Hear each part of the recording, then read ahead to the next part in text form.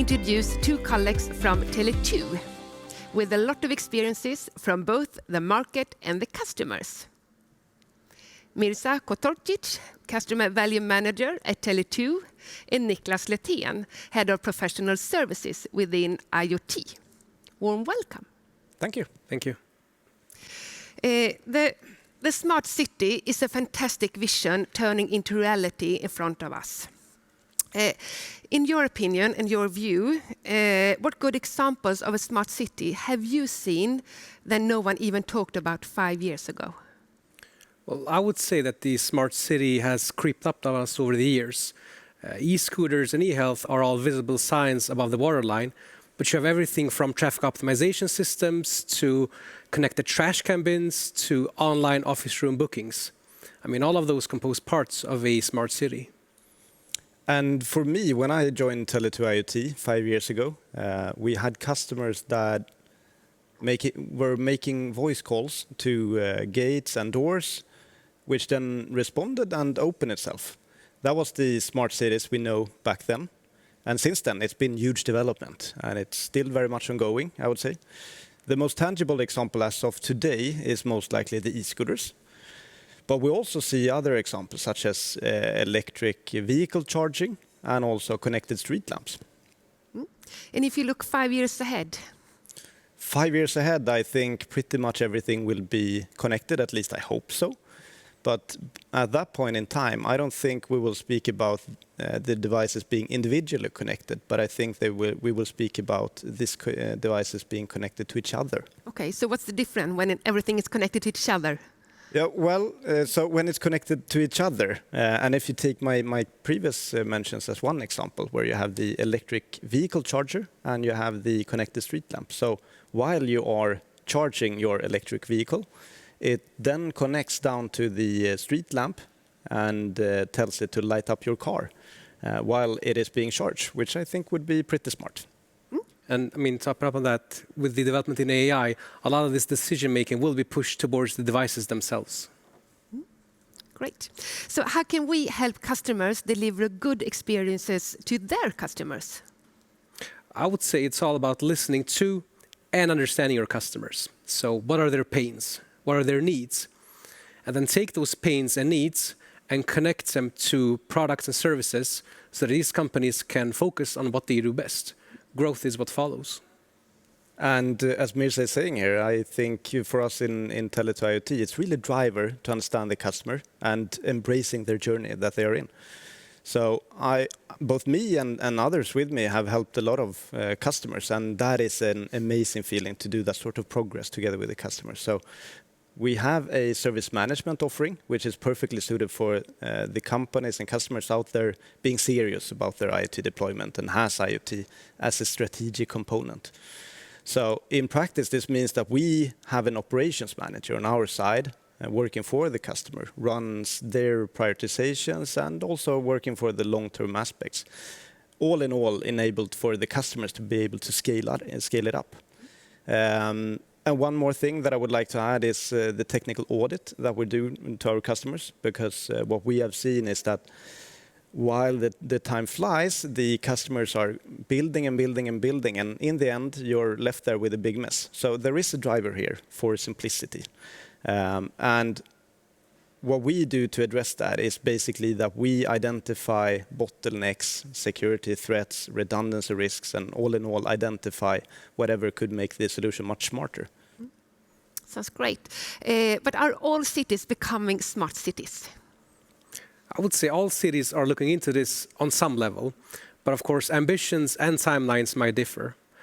For Tele2, besides being a partner to our customers, I think it's important that we inspire and share knowledge. What have others done? What made them successful? There are a lot of these stories that we are using for best practice sharing. And I think there is very interesting because there is a link between the smart cities and the existing IoT players out there.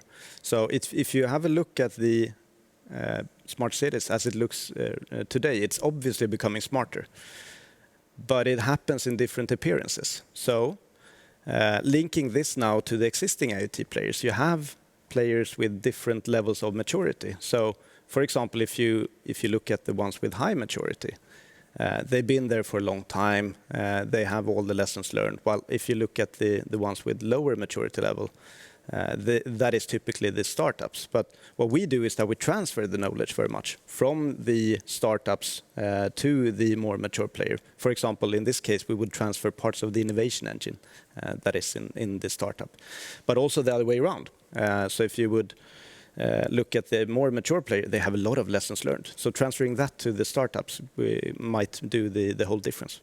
Great. And 5G, what role would that play in the development of smart cities?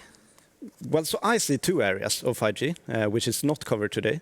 So the first one is the autonomous car programs, which is going on out there. And that is totally dependent on the low latency it will get from 5G, but also for capacity reasons to not congest the cars in the network. And the other areas that I see, that is the private networks, basically where you can carve out your own private network because you have the network slicing capabilities. And that will take away all of the upscaling OpEx effect that you normally see when building your own network. And 5G, all in all, I mean, the hype, that is real. We already now have a few customers that is standing in line and waiting for us to provide our professional services for them to do their first test in the Tele2 radio lab. I mean, 5G is such a game changer in terms of infrastructure that it's sometimes hard to quantify the possibilities it will bring. It's almost as introducing electricity to a building that has never had it before. We're talking everything from lighting to washing machines. But for something like autonomous vehicles, I think there are some things that need to be in place.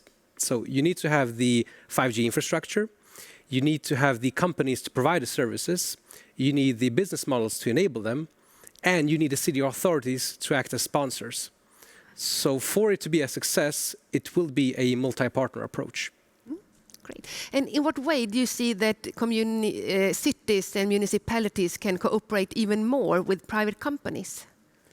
I think, already today we see companies and customer of us that is sharing their data with the cities. But today it's mainly for the common good, I would say. I think the next step that we're looking ahead here is when these enterprises are starting to integrate for real with the cities and the communities and municipalities. And then it's basically paving the way for that open data vision that our customers are speaking a lot about. I would say that it's important for all of these cities to treat this as a strategic topic. So look into not only what this will mean in the short term, but in the long-term perspective. So how can they help these companies provide these services while having healthy and sustainable cities? And I'm confident if those perspectives are in place, we will have smart solutions for smart cities. And my last question, how will all this affect me as a citizen in a smart city? Well, I think we've heard a bit earlier during the panel discussions, and it's two themes mainly. So the first one, in my opinion, is about simplicity. So our lives will be simpler in the way that autonomous things will be out there to make decisions for us that we otherwise had to do ourselves. So without having to take these decisions, we will live a simpler life. That sounds good, though. That's good. Yes. And the second one is sustainability. So these autonomous programs out there will also ensure that we have minimal impact on our environment. So simpler lives and more sustainable lives. Great. And I think you're on the right track. I see freeing up space and time for you as an individual as the absolute key and what you will see and benefit of very early on. So one example would be to take the logistics as one example. So back in the days, you got a notification of which day you were supposed to get a delivery. Today, you get this sort of interval between 5 and 10, for example, when you're supposed to get your delivery. But already now, and we do have customers that does this, you can get a proper estimate of exactly which minute you will get your delivery. And that is something that definitely will free up some time for you and prioritize you to make something else instead. Or we can look at the e-scooters as one example. Instead of using your car, and finding minutes and maybe hours to find a parking spot, and then walk from there to your destination, to jump on an e-scooter. Choose that option. Just jump up on it and then go directly to your destination, more or less hassle-free, That future is being built already today, and that's something I look forward to witness even more. Me too. It sounds really fantastic. So thanks a lot, Mirza and Niklas, for joining us today.